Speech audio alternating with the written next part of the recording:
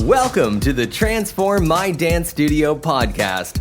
Over the coming weeks, as your dance studio starts to navigate the changes impacting our industry, we are delighted to be giving you exclusive access to some of our best mindset and change management sessions in the Dance Studio Owners Association.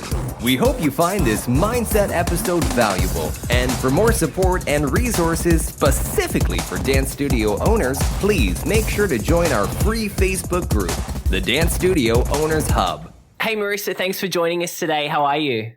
I'm really well, thank you. How are you? Fantastic, because I'm speaking with you. Now, Marisa, if our audience isn't aware of you and your work, I'd love for you to tell us a little bit what you do today in your business to help individuals move through and deal with their challenges that life throws us. And how do you get them to succeed to their greatest potential?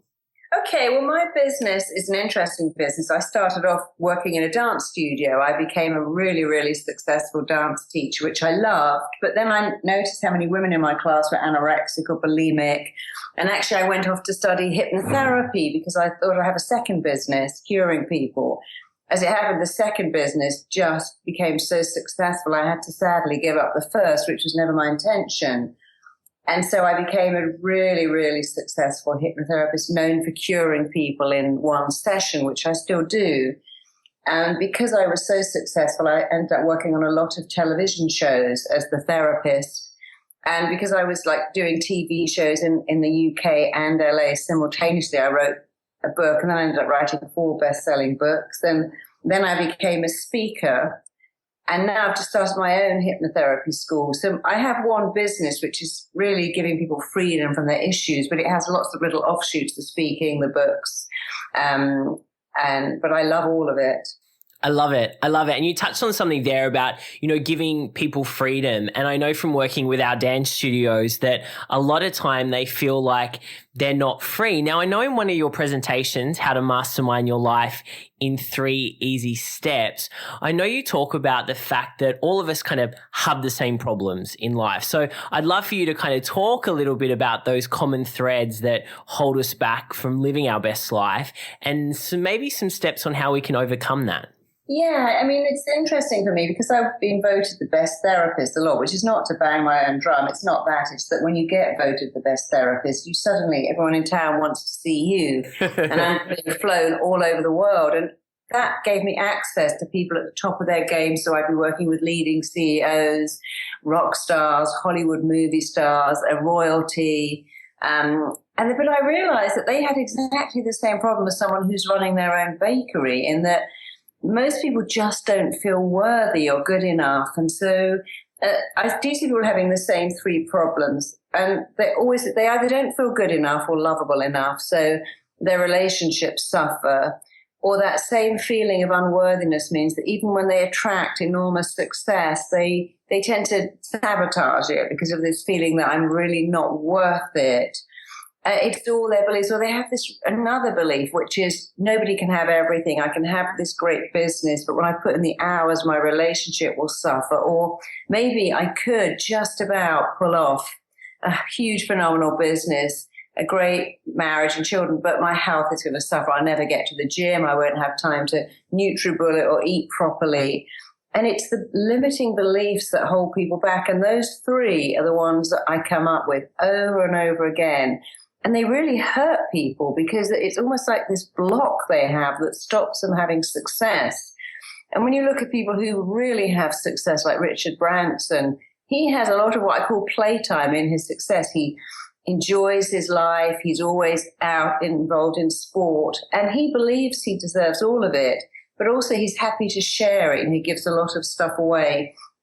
And so what I do now is try and work with business owners, particularly entrepreneurs and people who own their own business, because they have more blocks than someone who works for someone else because of this belief that the price I'm going to have to pay for this is too high. And then they go into self-sabotage. And I mean, that's a really great point for our dance studio owners, because a lot of our studio owners, as you would know, are running their business and their studio is essentially their life. Plus they have families outside of the studio. And with our members, they're always saying essentially, how can I have it all? Yeah. Well, to have it all, the first thing you have to have is a belief that you deserve it all. And some of us do have that, but often, if you have parents who say nobody can have it all and it's impossible to do that. And so my mother, bless her, still says to me, oh, your life is so hard. I'm like, Mum, my life isn't hard. I fly first class all over the world. I have an amazing life. She goes, but it's so hard. It really isn't hard. But she's convinced herself it is. I don't have to get up at 6 and commute to the city in the middle of winter and work on a shop floor and come back again. I have a very privileged life. But even with my life, my mother keeps telling me how hard it is and the sacrifices I'm making, which I have to say I've never actually noticed. But if you often grow up with people telling you that, or you get that thing about people really envying your success and believing that you must be a really tough, heartless person because you can't possibly have that much success without being ruthless. So we have all these beliefs that other people give to us or give to other people. And particularly for women, because I know a lot of dance studio owners are women too, but it's that belief that if you've made it, you must be a really cold, hard bitch, frankly. And it isn't true, but we don't realize how much our beliefs affect us. They have this insidious effect. So I get people to challenge all of those beliefs in a very particular way and to get rid of them. And then it really does change their life in the most extraordinary way. And so what are some practical steps if we've identified that, they're listening to us speaking and our studio owners are saying, that's me. That's completely me. I don't think I'm worthy. I don't think I'm enough. I'm trying to have everything, but I feel like I can't have anything. I mean, what steps can we start to take to break away from that?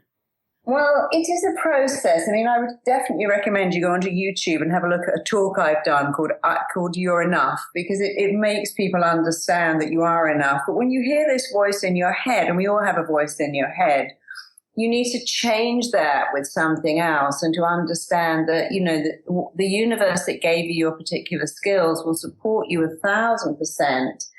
And, getting people to exercise, that's such a great service because most people don't exercise enough. And I find that once people start to exercise, they also start to want to live a healthier life.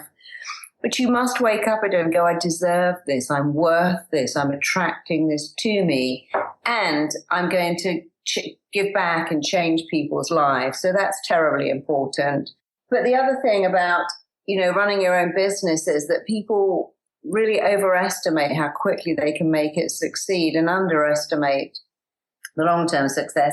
You see, if I could tell you one thing, it would be that when I work with people who've got everything, and I really mean everything, an amazing business, a beautiful relationship, and the commitment to looking after their own mental health, which may be yoga or juicing, maybe meditating, people who are very successful have three things that they do. The first thing is they do what they hate. They will do what they absolutely hate to get to where they want to be. And people who fail will give up their dream before they do what they hate. So on your way to the top, you must be prepared to do what you hate.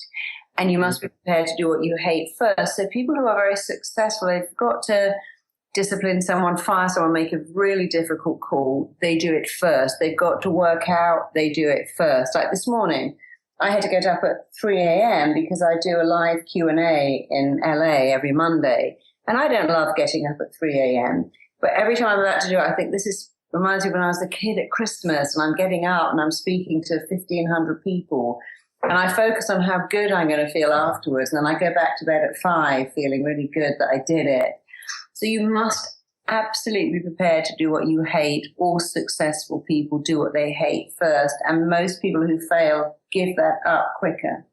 Secondly, you must be prepared to take action every single day in the direction of your goals. So when you're starting out, do one thing every day. If it make one phone call, one email, something that will draw more clients into you, because you can't enjoy your downtime unless you feel you've earned it. And that's the other problem with your own business, that when you do have some time off and go to the cinema or play with your kids in the park, your mind is always thinking, I should be working. I've got all these emails, this paperwork, and you can't enjoy your time off. So on your days off, just do one thing for 5 minutes or 10 that's connected to your business. Do it first, and then allow yourself to really shut yourself off from your business, because when you have your own business, it is a 24-hour thing, but you have to be able to enjoy your downtime. That's really, really so important.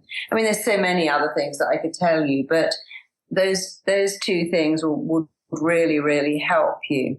Fantastic. I want to ask you, you touched on essentially the language that we feed ourselves, the words that we say to ourselves. How important is our self-talk? How kind of connected is it to our success? Oh, it's more connected to your success than anything else in the world. For instance, if you've got people listening now, I'll give you an example. I'll do it with you, Clint. Just close your eyes and just imagine you're holding in your hand half of a big fat lemon, the most juiciest, fragrant lemon. And just put that lemon in front of your nose and just inhale it and smell that great lemon smell. And now open your mouth. And I want you to cram that half a lemon into your mouth and start sucking it and chewing it and biting the flesh and sucking all the lemon flesh out. And you see, what will happen as you do that is your mind begins to respond to the words. There is no lemon, but as far as your mind's concerned, I'm sure you notice that you're pumping out saliva to a thought. Did you notice that? Yeah, totally. And you see, there's no lemon. But if you think you're eating a lemon, your brain produces saliva. If you think a job is too hard, obstacles come up. And this is what happens when you say things like, my job is killing me, this client is a nightmare, my hours are destroying me, I'm dying under the paperwork, or, these taxes are just destroying my health. Your brain is very simple. People think the mind is complicated. I actually make a point of breaking down how the brain works to 3 things. But your mind's job is to keep you alive on the planet. And the only way it can do that is making sure that you avoid pain. So when you're a little kid, if you go to stroke a dog and it bites you, you link pain to dogs. If somebody makes you eat the most disgusting undercooked eggs, you can't ever eat them again because that is pain. But when you're saying this commute to work is torture, this client is hell, these hours are terrifying, I'm dying under my paperwork, your brain goes dying, hell, nightmare. Oh, this seems to be caused by this place you call work. And since it's killing you and my job is to keep you alive, I better make you so ill that you can't go to that place called work that kills you. And that's what your brain does. And then it comes up with illnesses and ulcers and anxiety attacks. And if you keep going back to work saying, God, this is like a nightmare, this is hell, this is torture, your brain then cranks up the response because it's trying to get you away what you are linking pain to. And the way around it is to go, I love my job, I love the hours. Yeah, this client's a challenge, but hey, this is my dream come true. I'm working on my business. So here's some really great advice. And I know when I'm writing books, I have to really give up a lot of time. I have to write all weekend. If you have to put in hours at weekends when you want to be with your kids and your family, rather than going, I've got to do this and it's so unfair, or I have to do this and it's really boring, or I really wish I was out with my friends at the beach, you have to go, I love this. There's nowhere else in the world I'd rather be. For this right now, this thrills me. It makes me happy. I've chosen this job and I have chosen to put in the hours and I've chosen to feel great about it. Then your brain goes, you love it? Oh, I get that for your language. So no need for me to give you any resistance at all. But the minute you go, oh, it's hell, your brain goes, let me stop that for you. It's no different to going, God, I wish I could have a week off lying around in bed. And then you get the flu. Wow. I love this and so relevant because I'm thinking back in, the last week of, being in the association with our studio owners, and we've had a few people, write comments saying, I have to vent, this parent has been a nightmare and everything's going wrong this week. And, and that's talking to exactly what you just spoke about then. And you know where I learned this from? I learned it from Marines, which was really interesting because when I was on Celebrity Fit Club in the UK and in the USA, we would take very fat celebrities and we'd train them with Marines. And we were in Wales one day and these Marines had miners' lamps on their head. It was raining, as it always rains in Wales. It was pitch black, and they were running up a hill, and they were singing. And, of course, I knew why they were singing, because their brain's going, hello, you appear to be running up a hill with half your weight on a backpack. In a backpack, it's raining, you've got a miner's light on your head because the Marines are singing, bring it on, I'm a Marine, I love it. And the brain goes, oh, I get that. You love this stuff. Of course, when we say to the celebrities, your turn, they'd go, if you think I'm putting a miner's light on my head and I'm going to go in the rain, you are crazy. I'd die before I did that. Very interesting. I would rather die than run up a hill in the rain. Well, of course you wouldn't rather die, but half of them wouldn't actually even do it. And of course, so that's where I got this understanding of, when you've got to go to the gym or run a race, you must go, yeah, I want it, want it, want it, chosen it, chosen it. When I go to the gym, I still say, my body loves this, because my mind doesn't really like the 50th crunch, but I keep saying my body does. And of course, if you're training people to work out, you never go, oh, it's boring, isn't it? I bet you hate it. Oh, it's horrible, isn't it? Oh, you could be at home now watching your favorite show. You keep saying, it makes you feel so. Imagine running a marathon and starting off and going, God, this is so dark. 25 miles to go. Oh, this is hard. Oh, I don't like this. Oh, my feet hurt. My legs hurt. My friends are all in the pub, and why am I running this marathon? There's no way you could complete it. You have to say, I love it, I want it, I've chosen it, even when it's not true. And of course, the great thing is it becomes true. And in the same way that you would always convince your clients in your dance studios, your body loves to exercise and this feels good. That's what you've got to say when you're shutting yourself away to do your accounts and your paperwork, and when you've got to, talk to people about money and have that dialogue. You go, I want it, I've chosen it. I can't tell you how those words, I've chosen to do this and chosen to feel good about it, will change your whole life, because it's all about dialoguing with your brain to get the right results. I love this. I just wrote that down.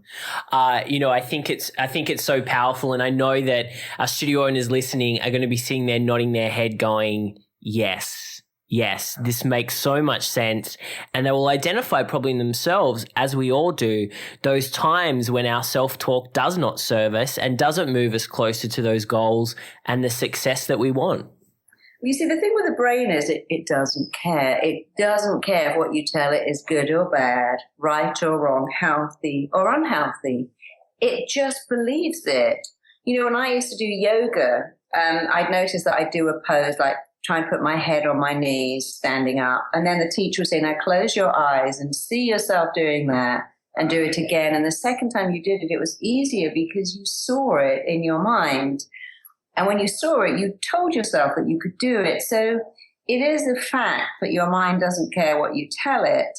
But once you accept that fact, it's also a fact that if you tell your mind great things, you will get great results. I mean, all parents know to say to their kids, you can do that, and you're going to be great in that exam, and you're going to remember all the words. And those kids do better than the ones who go, the exams are terrifying, and I always go blank, and I never know what to say, and I feel sick with nerves. It's a bit like telling yourself you're nervous or excited, because your brain can't tell the difference. If you stand at a fun fair and watch people on a ride screaming, you don't know if they're screaming because they love it or hate it. And actually, neither does your brain. So don't ever use the word nervous. Say, I'm excited, I'm jazzed, I'm excited about, opening my, I'm excited about pitching for more clients. I'm excited about going on the local radio and talking about how great my studio is. Even if you're not, your brain doesn't know. And to this day, when I get up to speak, and in Slovenia, I had to speak to 2,500 people in a stadium. I'd only come out of hospital a week before. And just as I get to go on stage, I get that feeling in my fingers and toes. And I say, wow, this is it. I'm so excited. But I sat in a green room with another speaker once, and he went, I can't go on stage. One, it's because I'm getting this feeling in my fingers, this tingling. And I know I'm about to have a panic attack. I'm like, that's not a panic attack. That's excitement. That's your energy going through you. But he chose to believe that it was a panic attack and couldn't go on. Because you always get to choose what the feelings mean, and you have to, change the interpretation all the time. I love it. I love it so much. Now, Marisa, you touched on leadership before, and I know you work with a lot of leaders around the world. And one thing that our studio owners sometimes struggle with, because they've gone from being a technician, maybe a dance teacher, to now becoming a business owner. And they feel like, you know, they're not a leader, but then they've got to step into this leadership role where they're managing teachers and office staff.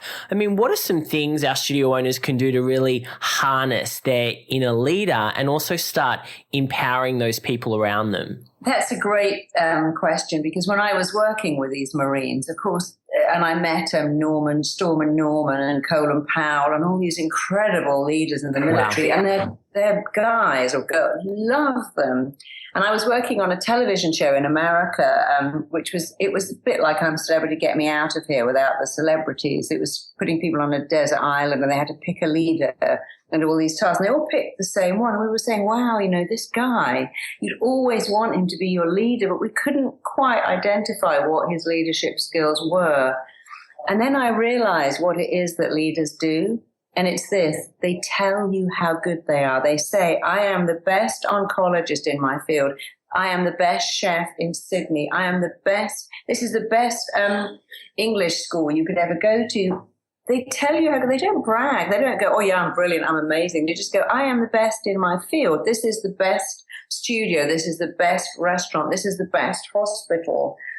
And when people tell you how good they are, we actually like it. And it was while I was doing that show, I was flying back to the UK and we hit the most terrible, terrible turbulence. It was quite scary.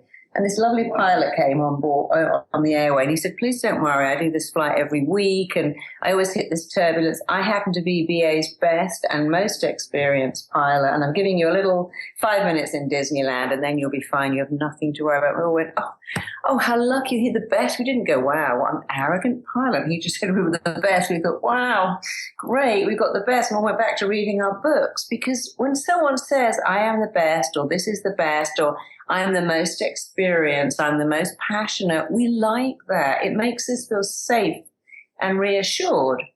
And so if you want to be a leader, one of the things leaders do is that they tell you how good they are. So tell people how good you are. The second thing they do is they only need to be good at one thing. They never say, I'm the best pilot and the best chef and I'm an amazing gardener and I happen to be a feng shui expert, so I'm don't lose their talent. Just be good at one thing. Natural leaders are also very good at praising people. I see that a lot with Jamie Oliver, who is an amazing leader. And he praises people in a very specific way. He never goes, oh, well done. He goes, you were really good at that. And I noticed that you did that. And when you did that, that happened. And he gives real tangible praise. He builds up staff that are incredibly loyal to him. And in a business, one of the things you need is to employ amazing people. And people grow a lot by praise. I do a lot of work in companies to find out what makes people stay. And it's, one of the things that makes people stay in a company is feeling they're making a difference. They like to feel that they're growing, contributing and making a difference. And a great leader is able to show everyone who works for him what they are doing to make a difference, how they're contributing. And that loyalty will make staff stay with you. The other things that leaders do is that they employ people who can do what they can't do. They have no ego about, oh, I better be the boss. Like, for instance, I'm a writer, and I employed this amazing girl called Rosie Spinks to do some writing with me. And she's actually much better than me at writing. And now I give her a lot of my writing tasks. I say to all my staff, give Rosie all the writing jobs. She is a phenomenal writer.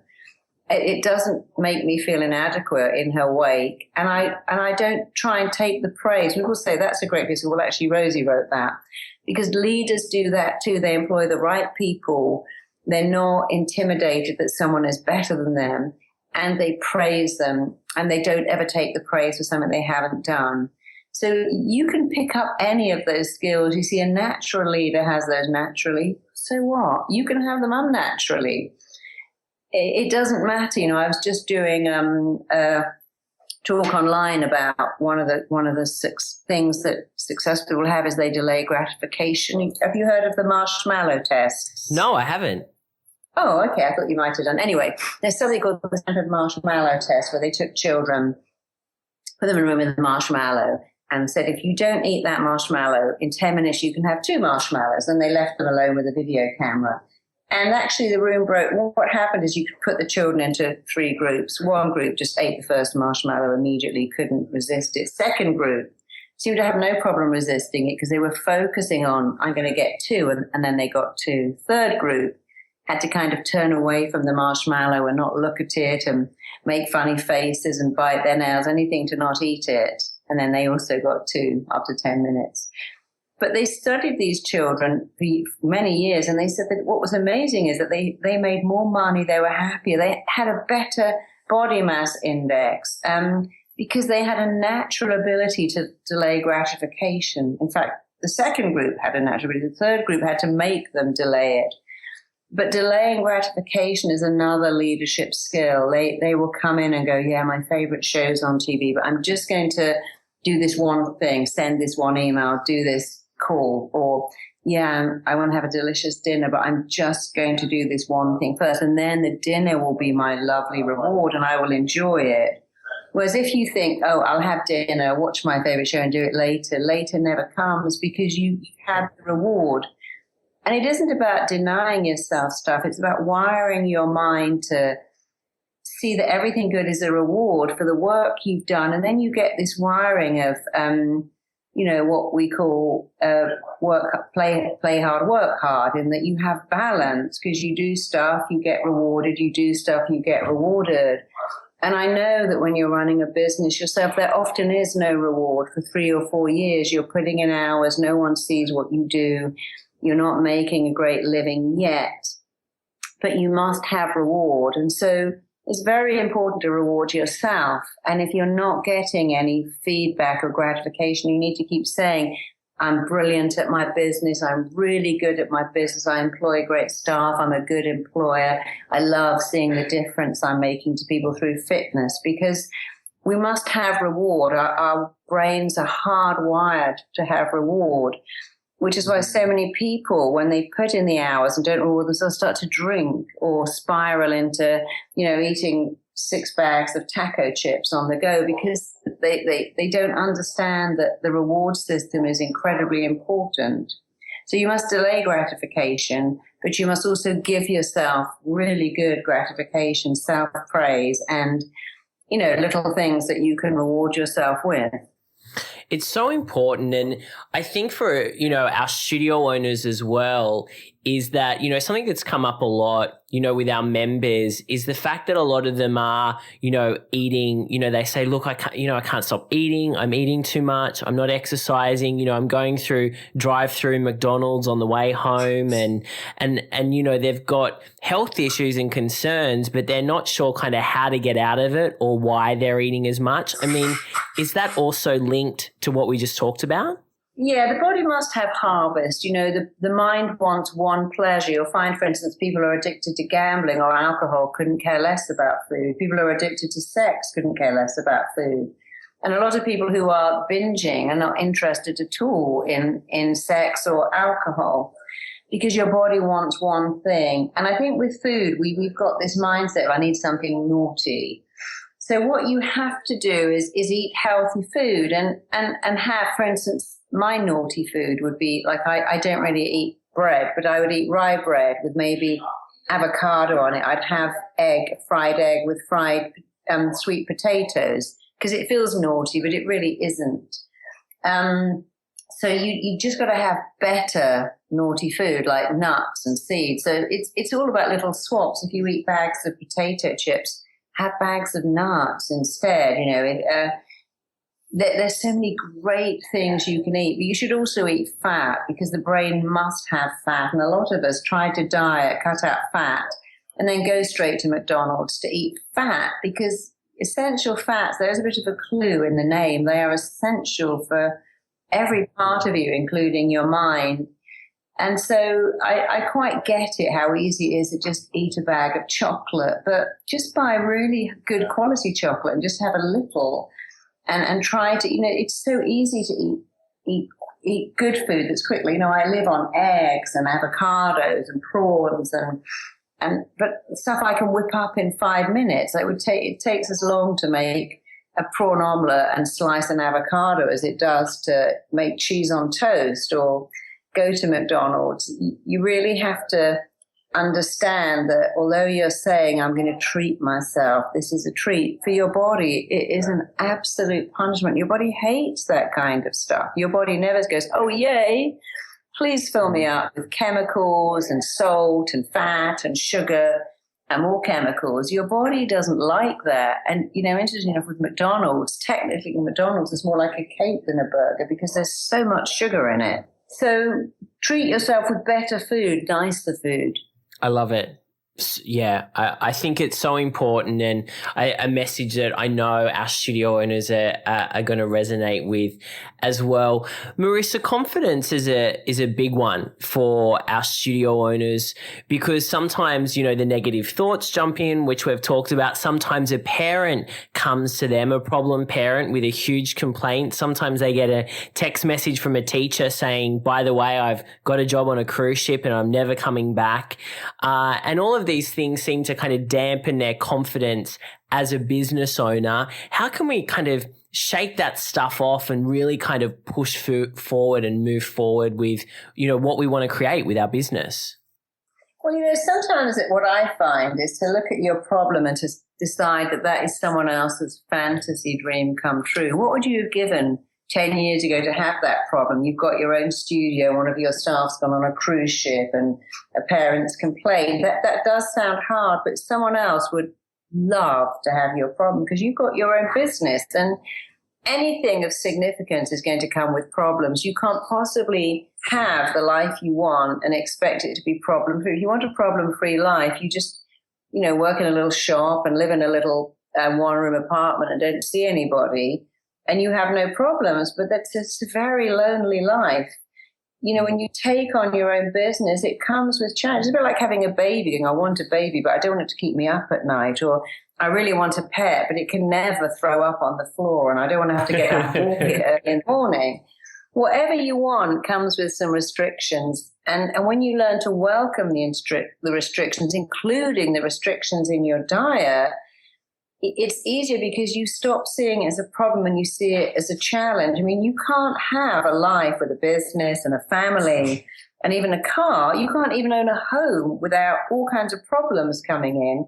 It's one of the joys of being a homeowner. You don't expect there's no landlord to come and say, well, I'll pay for the plumbing that needs fixed or the leak. It's you. But whenever you get something new and exciting, it isn't all good. There's challenges. And what you have to say is, 20 years ago, I'd have done anything to have this challenge. My challenge is someone else's fantasy dream come true, and I have incredible coping skills, and I can just take this on the chin, deal with it, and learn from it. I mean, that's all you actually can do. In fact, one of my clients had a situation like that, and that his staff were always disappearing. And so he decided that he actually, I think he kept the first month and the last month's salary, which was quite hardcore. But that was the only way he could stop his staff ringing up and going, oh, I'm off on a cruise ship or I've gone somewhere else. So you need to get involved with other business owners and find real ways of dealing with that so that you have coping skills. And if you can't, you just decide, okay, I can deal with it. There's always going to be something. There's no one in the world that has a successful business that has no problems. I mean, I work with multimillionaires. They go, oh, it's so annoying. My cook in New York's just left. And, my house in St. Lucia has been burgled and my life is just hell. And I go, hell, really? I'd love to have a house in St. Lucia and in New York, the cook leaving. And, you can't think like that. You've got to keep thinking, how lucky am I to have this? And yes, it's a challenge, but I have all the skills to deal with it because I'm skilled and talented and I have phenomenal coping skills. But I still have clients who come in who've got 6 houses and they go, oh, my life's a nightmare. Oh, it's a disaster. Oh my God, what's happened to my house in LA, or the housekeeper in LA stole some of my clothes. And you'd think they were living in Charles Dickens' world, the way they talk about the hell and the nightmare and disaster. It's like, wow, I'd love to have you a hell, nightmare and disaster. Don't use those words. And other people go, well, yes, it's a challenge. And I had a bit of a challenging week and this happened and it wasn't ideal, but I dealt with it.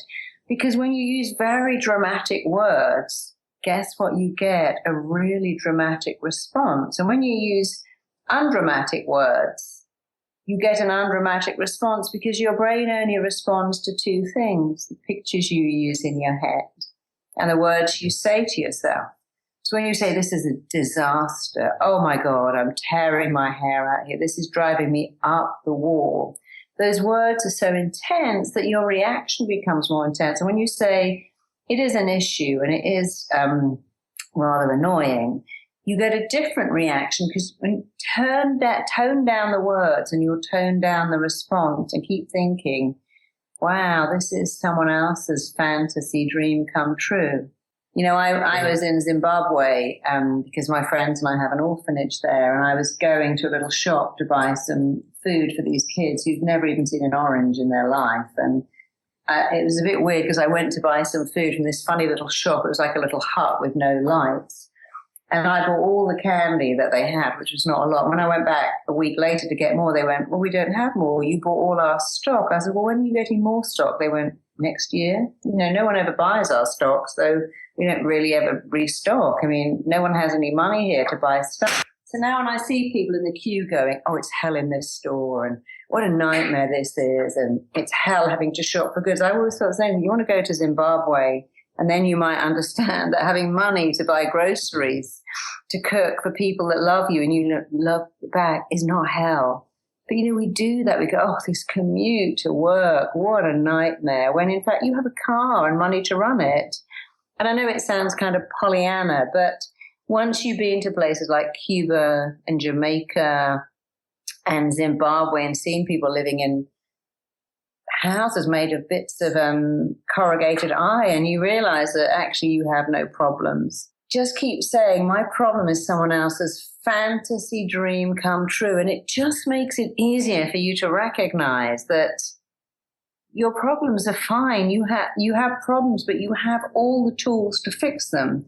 A problem is only terrible if it's what I call PPP, which means it's permanent, it's personal, it's all pervasive, it's there all the time.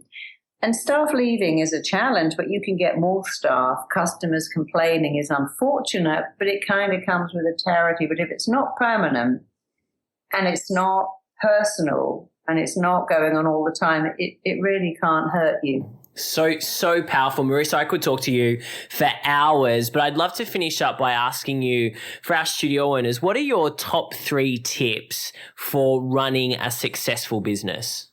Okay. Well, my top 3 tips are understand exactly what the market needs. You know, you're always going to have competition, but, you know, it's a bit like when you write a book. You don't write what you want to write. You write what people want to read. That's why my books are so successful. I don't write what I want to write. I write what I know the market wants to read. So understand what your market needs.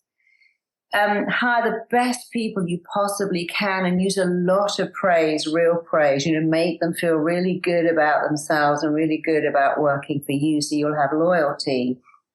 Be absolutely authentic, but also have extraordinary self-belief. You see, my book, Ultimate Confidence, is full of my own little quotes, and one of them seems to have been picked up now, and it's going all around the world, and it's a quote that I made up, and it says, belief without talent will get you further, way further than talent without belief. But when you have both, you're actually going to become unstoppable. So your self-belief will take you further than talent. But if you have both, you're going to make it. So you must have self-belief. You must have discipline.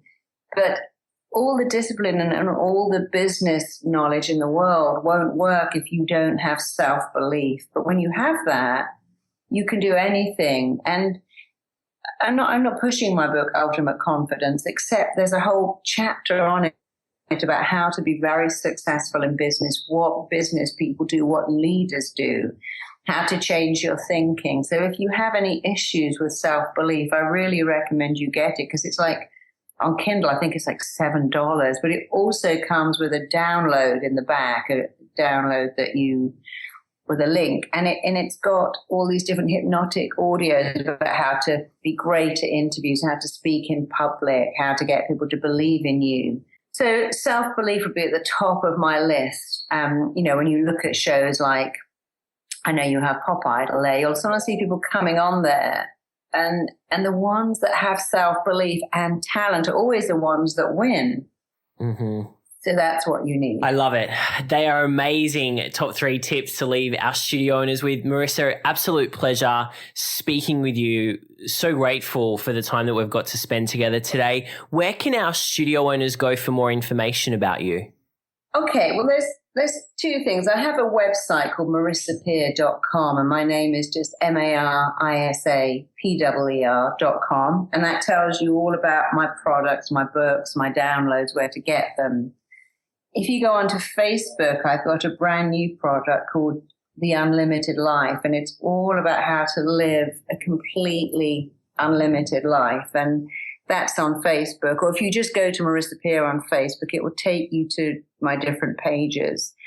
And then I've got the Marisa Peer method, which is training people to do what I do. And I'm bringing that to Australia towards the end of 2016. But my website, marisapeer.com, will take you everywhere you want to go. And we give away a lot of downloads. And I'm just about to put one up there called Wealth Wiring, about how to wire yourself for success. And so it's not up there yet, but at the moment I've got one about lovability. But if you go on there and send me an email, you can have that early. Fantastic. Look, so much great content from you, Marisa.